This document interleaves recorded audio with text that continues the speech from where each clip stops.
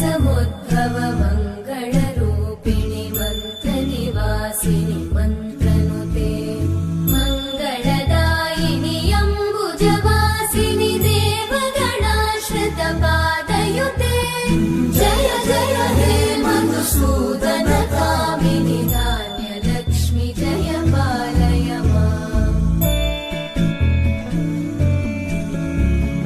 जय वरवर्णिनि वैष्णवि भार्गवि मन्त्रस्वरूपिणि मन्त्रमये सुरगणपूजित शीघ्रफलप्रद ज्ञानविकासिनि शास्त्रनुते भवभयहारिणि पापविमोचनि साधुजनाश्रितपादयुते जय जय हे मधुसूदन कामिनि धैर्यलक्ष्मि जय पालय माम्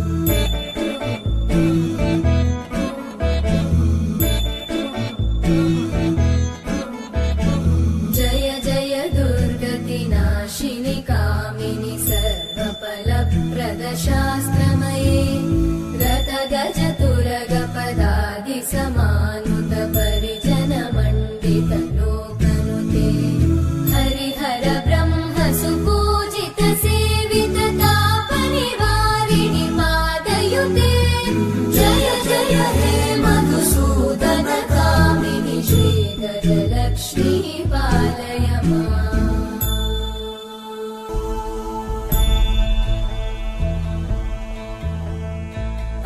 ऐकगवाहिनि मोहिनि चक्रिणि रागविवर्धिनि ज्ञानमये गुणगणवारिधि लोकहितैषिणि सप्तस्वरवरगाननुते सकलसुरासुरदेव मुनीश्वर मानववन्दित पादयुते जय जय हे मधुसूदन कामिनि सन्तानलक्ष्मि पालय माम्। Thanks for watching. Please subscribe my YouTube channel Bhuvi's Vlog.